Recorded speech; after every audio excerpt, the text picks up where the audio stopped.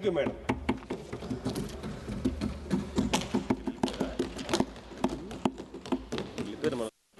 माननीय सदस्य श्री अरविंद सामंत जी। माननीय चेयरमैन मैडम, बहुत गंभीर हूँ, बहुत दुखी भी हूँ, क्योंकि ये सरकार बार बार बता देती है कि हम कैसे धनवानों का सुरक्षा करते हैं, उद्योजकों की सुरक्षा कैसे करते हैं, न कि मजदूरों की करते हैं। मुझे बहुत दुख है कि मैं जब मंत्री था तभी भी ये लाने की कोशिश हुई थी। तब मैंने आदरणीय प्रधानमंत्री से कहा कि गलत होगा, पता नहीं उस वक्त उन्होंने मुझे आदर भाव से कहा कि ये गलत है, अभी नहीं लाना, सावंत जी से बात करके लाना। अब फिर भी जैसे मैंने दे दिया वापस आ गया।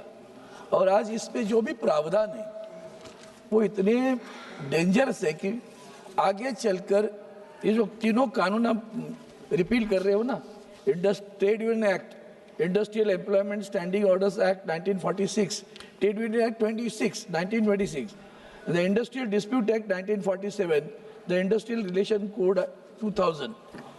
इसमें से क्या परिणाम हुआ है कभी आपने देखा है कि नहीं? मुझे मनसुख मांडविया मेरे मित्र हैं, मैं बहुत व्यथित अंतकरण से बोल रहा हूँ, क्योंकि मैं भारतीय कामगार सेना का अध्यक्ष हूँ। वंदनीय शिवसेना प्रमुख बाला साहब ठाकरे जी ने इसका निर्माण किया कि लोगों को रोजगार मिले, नौकरियां मिले, और आगे चलकर आदरणीय उद्धव जी ठाकरे साहब ने उसको इतना प्रभावित किया कि सबको सुरक्षा मिले। आपने दोनों भी हटा दी। नौकरी मिलना तो मतलब आज आप देखोगे पब्लिक सेक्टर, आप देखिए हमारी गवर्नमेंट और पब्लिक सेक्टर में नौकरियां होती थी, छाती पे हाथ रख के कह सकते बैंकों में नौकरी बढ़ गई, इंश्योरेंस में नौकरियां बढ़ गई, टेलीकॉम में क्या अवस्था है, एमटेल जिंदा है कि मुर्दा है पता नहीं चल रहा है। जब 30,000 दो लोग वहाँ काम करते हैं, मैं खुद वहाँ नौकरी करता था, आज 400 लोग हैं उसमें मुंबई शहर में, सारा प्राइवेटाइजेशन, हर एक चीज कॉन्ट्रैक्ट पर। मैडम जी आपको पता है कि तीन खास करके कैजुअल, एक है कैजुअल लेबर, दूसरा होता है कॉन्ट्रैक्ट लेबर, और तीसरा होता है फिक्स टर्म लेबर। आपने कभी सोचा आपके नेवल डॉक में, मैंने बताया था रक्षा मंत्री ने जवाब दिया, अब तक नहीं हुआ है, 20-26 साल कैजुअल लेबर। कैजुअल का मतलब क्या है भाई? इसको फर्नीचर बनाना है, काम हो गया, खत्म हो गया, कैजुअल काम खत्म हो गया। 26 बरस तक, 20-20 बरस तक लोग कैजुअल लेबर है। नेवल डॉक गवर्नमेंट ऑर्गेनाइजेशन, आज तक उनको परमानेंट नहीं किया। सबसे बड़ी दुख की बात यही है। कॉन्ट्रैक्ट लेबर, मैंने अभी एक एग्रीमेंट कर दी, तो एग्रीमेंट एक कंपनी का नाम है, उस कंपनी का 232 कर्मचारी है। मैंने पूछा कॉन्ट्रैक्ट कितना है? 2,500 कर्मचारी कॉन्ट्रैक्ट लेबर पे काम कर रहे हैं। उनके जीवन मान का, उनके भविष्य का कभी सोचा आपने? मैं एक सवाल पूछता हूँ, एक कॉन्ट्रैक्ट लेबर है, हो सकता है किसी अच्छे प्राइवेट सेक्टर में हो या आईटी सेक्टर में हो, उसको अच्छी तनख्वाह मिलती है, चलो 50,000 तनख्वाह मिलती है। वो बैंक में गया, कहा मुझे मकान लेना है, और मकान लेने के लिए उसने कर्जा मांगा। मैडम जी बैंक कहेगी दे देंगे, अच्छी तनख्वाह आपको। बाद में पूछेंगे आप परमानेंट हो, तो पूछेगा नहीं I am on contract, so you will not get the loan. पक्का घर जिंदगी भर नहीं होगा, जिंदगी भर नहीं होगा। आज पता है आपको, इन्फोसिस, विप्रो, टीसीएस, अभी अमेजॉन, सभी ने कर्मचारियों को निकाला। क्या हुआ कभी सोचा उसका? कि जो कर्मचारी वहां काम करते थे और मतलब इंजीनियर्स थे, वो अच्छी नौकरी भी, अच्छी तनख्वाह मिल रही थी उनको। बहुत सारे लोगों के लव मैरिज हो गए, दोनों की तनख्वाह अच्छी है, मकान ले लिया, बड़े भर ले लिए, फ्लैट ले लिया, शादियां हुई।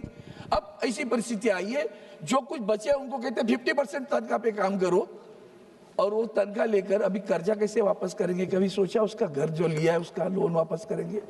आपने हर एक को असुरक्षित कर दिया। सबसे बड़ी बात है कि हक तो छीन लिया, असुरक्षित भी कर लिया। फिक्स टर्म पे क्या होता है पता है आपको मैडम? 2 बरस के लिए मैं नौकरी लग गया, मैसगांव नाम लेके गए, तो सरकारी उद्योगों की फिक्स टर्म पे लोग 7-7 बरस है, मतलब 7 टर्म हो गया तब तो 14 बरस सर्विस हुई। 14 बरस के बाद में परमानेंट नहीं हो रहा है, फिर कहते एग्जाम दे दो, कुछ जितनी वैकेंसी उतनी ले लेंगे। उसके जीवन मान का कभी सो शादी नहीं कर पाता, क्योंकि परमानेंट जॉब नहीं है, पता नहीं कल को बोल देंगे बंद हो गया। ये कौन से तरीके आपने अपनाए हैं कि शाश्वतता ही हमारी जिंदगी से छीन ली आपने। और दूसरी बात ऐसी कि इसके बाद में आपका एसीजेड बड़ा प्यारा है आपका बहुत, क्योंकि उद्योजकों को चाहिए ना, वहां तो आपका लेबर लॉज ही लागू नहीं है। हक छाती पे हाथ रख के कहो कि एसीजेड पे ऐसी लेबर लॉज लागू है करके, वहाँ भी ऐसी जेड लागू नहीं है, कानून नहीं है सर। सब बड़ी बात ऐसी है कि इतने एक्सिस बैंक 10-10 बरस लोग काम करते हैं, परमनेंट नहीं हो रहे उसी तनख्वाह पे। क्या ग्रोथ है? विकसित का मतलब विकास, तो विकास कैसे होगा? मेरी तनख्वाह 10 बरस उसी तनख्वाह पे काम करता हूं मैं, बढ़ने के लिए एग्रीमेंट नहीं, लेबर लॉज नहीं, ट्रेड यूनियन एक्ट से ट्रेड यूनियन नहीं बना सकते, यूनियन से निगोशिएट नहीं कर सकते। यूनियन बात कर रही गई तो कहते हैं अब तो आप तो हमारे एम्प्लॉयज नहीं है, आप वेंडर से बात करो। वेंडर कहता मैं देने के लिए तैयार हूं, लेकिन मुझे बैंक नहीं देती है, क्या करे बताओ आप। और इसलिए मैं आपसे ये दूसरी भी बात करता हूँ, स्टाफ सिलेक्शन कमीशन, ये एक नौकरी देने वाला एक माध्यम है सरकारी।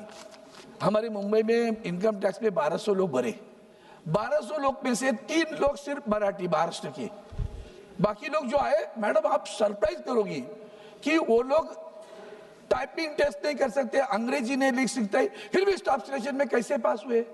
मैंने इंक्वायरी मांगी थी, आज तक आपने उनकी इंक्वायरी नहीं। कैसे? एक ही गांव से, एक ही जर से, कैसे 2 मिनट? यही तो तकलीफ है ना, इतना बड़ा गंभीर विषय है, कभी तो समय दे दो, 2 मिनट में खत्म कर दो। अभी और 2-3 मुद्दे रखता हूँ, मुद्दे ही रखता हूँ, ज्यादा नहीं।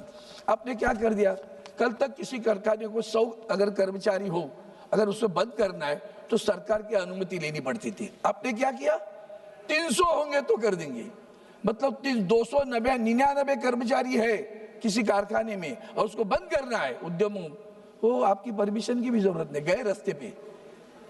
कभी तो सोचो कि जेट एयरवेज के एम्प्लॉयज का क्या हुआ होगा, किंगफिशर के एम्प्लॉयज का क्या हुआ होगा, नोकिया के एम्प्लॉयज का क्या हुआ होगा, जो बंद हुई उनका क्या हो गया, 40 बरस के उम्र में उनको नौकरियां कहाँ लगेगी? आपने ECIC को प्राइवेट करने का सोचा है, ESIC को भी, वो एम्प्लॉय स्टेट इंश्योरेंस स्कीम के अंतर्गत प्राइवेट करोगे, कहाँ से पैसा देगा? एक दूसरी चीज है, 100 लोगों की अभी 1-2 मिनट में कहता हूं, स्ट्राइक नोटिस देने के लिए भी आपने ये कर दिया कि नोटिस 60 दिन के पहले देनी है। अरे भैया ऐसे नहीं होता, जब जुल्म होता है तो रिएक्शन होती है। न्यूटन्स का law, action and reaction is equal and opposite. If the action of the management is wrong, the reaction is bound to be happen in the company. आपने नहीं सोचा ये, और इसलिए मैं आपसे इतना ही कहता हूँ कि ये रजिस्ट्रेशन ऑफ ट्रेड यूनियन, ये जो सारा OCS अपने ESIC का प्राइवेटाइजेशन करने का सोचा है, ये सब अगर सोचोगे तो मुझे लगता है ये जो कानून आपने लाया है पूरा, तो इसको रिपील मत करो, आपके कानून को रिपील करो।